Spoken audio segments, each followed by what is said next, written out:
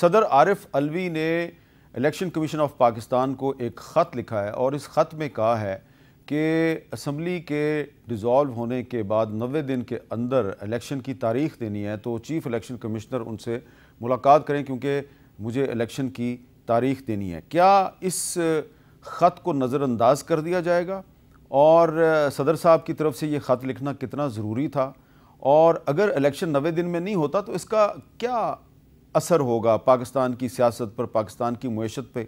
इस वक्त तो पाकिस्तानी अवाम का सबसे बड़ा मसला है वो उनकी मुएशत है, और हर पाकिस्तानी की जो मुएशत है वो बहुत बुरी तरह मुतासर हुई है। और ख़ास तौर पे ये निगरान हुकूमत जिसको अभी कायम हुए एक हफ़्ता भी नहीं हुआ, तो इस हुकूमत के दौर में डॉलर तो बिल्कुल बेकाबू हो गया है। हम वो जो सुनते थे या हमें सुनाया जाता था कि टेक्नोक्रेट्स की जो हुकूमत होती है वो डॉलर को भी काबू कर लेती है, वो इकोनॉमी भी ठीक कर लेती है, लेकिन आप देखें इस नई निगरान हुकूमत में टेक्नोक्रेट्स की भरमार है, लेकिन इस भरमार के सामने डॉलर जो है वो एक बागी हाथी की तरह सब कुछ रोंदते हुए आगे बढ़ता जा रहा है। तो ये हमारी जो पाकिस्तान की मुएशत है इसका सियासी इस्तेहकाम के साथ और इलेक्शन की तारीख के साथ क्या ताल्लुक़ है, और ये जो बढ़ती हुई महंगाई है तो इस महंगाई के शिकार अवाम जो हैं ये किसके पास जाएं? निगरान हुकूमत तो बेबस नज़र आती है।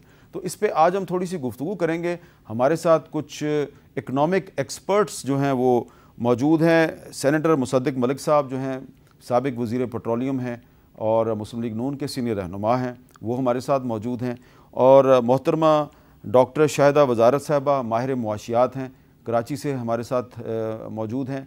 यहाँ पे स्टूडियो में मौजूद हैं जनाब शहबाज राना साहब, पाकिस्तान के सीनियर सहाफ़ी और कॉलम निगार हैं, और आप इकॉनमी पे उनकी ख़बरें पढ़ते रहते हैं।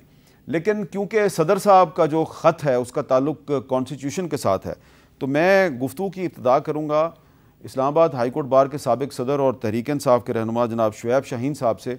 थोड़ा सा मैं उनसे बात कर लूँ कि वो इस बारे में क्या कहते हैं। अस्सलाम वालेकुम शुएब शाहीन साहब।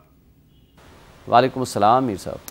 अच्छा, आपका जो मौक़िफ़ है वो तो अभी मैं सवाल आपसे करूंगा, लेकिन पहले मैं आपको बता दूं कि बहुत से जो आइनी माहिरीन हैं जैसे कि जस्टिस रिटायर्ड शाइक उस्मानी और बहुत से लोग, उनका एक ख्याल है कि सदर साहब को इलेक्शन कमीशन के नाम ख़त लिखने की कोई ज़रूरत नहीं थी, कोई ताल्लुक़ नहीं है सदर साहब का इलेक्शन की डेट देने से, ये इलेक्शन कमीशन का काम है। आपका क्या ख्याल है कि ये सदर साहब को ख़त लिखना चाहिए या नहीं लिखना चाहिए था? देखिए, चीफ इलेक्शन कमिश्नर पाबंद है प्रेसिडेंट की दी हुई डेट के मुताबिक इलेक्शन कराने का। ये डेट प्रेसिडेंट ऑफ पाकिस्तान ने देनी है, इसलिए कि आइन के बालातर नहीं होता कोई इलेक्शन एक्ट, आइन बालातर है। आइन के मुताबिक तारीख 90 डेज़ में देने का अख्तियार प्रेसिडेंट ऑफ पाकिस्तान के पास है, और प्रेसिडेंट साहब जब डेट दे देगा, इलेक्शन कमीशन आइन और क़ानून के ताबे इलेक्शन कराने का पाबंद है। इलेक्शन में फैसिलिटेट करेंगी ये तमाम केयर टेकर सेटअप्स और केयर टेकर हुकूमतें, वो पाबंद हैं, इससे कोई अभाम नहीं है। अच्छा, मैंने तो आधा जो गुफ्तगू करनी है वो इकॉनमी पे करनी है, लेकिन एक सवाल का जवाब और दे दें कि ये लंदन में एक वकील साहब हैं, इन्होंने पीटीआई के बिहाफ पे इंटरनेशनल फोरम्स में दरख्वास्तें दायर करने का फ़ैसला किया। तो तहरीक इंसाफ की कोर कमेटी के आप मेंबर हैं, इस बारे में आप क्या कहेंगे? देखिए, पहली बात तो यह है कि इमरान खान साहब ने किसी को इंस्ट्रक्शंस नहीं दी। पहले हमें बताया गया था कि पाकिस्तान की लीगल टीम के कुछ अरकान ने खान साहब का पैगाम वहाँ तक पहुँचाए, हम सब ने उसको रिफ्यूज़ किया है, हमने उसकी तरदीद की है। हमारे पाकिस्तान की लीगल टीम के किसी शख्स ने उनको इंस्ट्रक्शंस नहीं दी।